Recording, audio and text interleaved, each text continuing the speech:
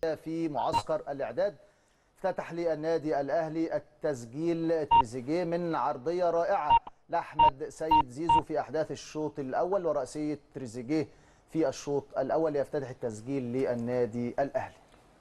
أيضا أضاف تريزيجيه الهدف الثاني لي شخصيا والهدف الثاني للنادي الأهلي من تسديدة رائعة خادعة وماكرة لحارس المرمى لينتهي الشوط الأول بتقدم النادي الأهلي بهدفين نظيفين.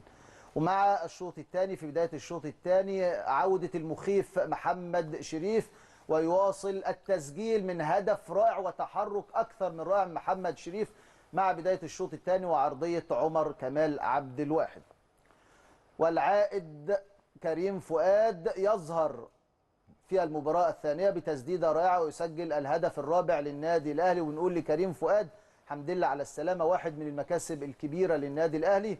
والهدف الخامس لأشرف بن شرقي من ركلة جزاء صحيحة احتسبت لصالح محمد شريف ليفوز النادي الأهلي بخماسية على البنزرتي التونسي. مكاسب بالجملة في ثاني مباريات النادي الأهلي الودية.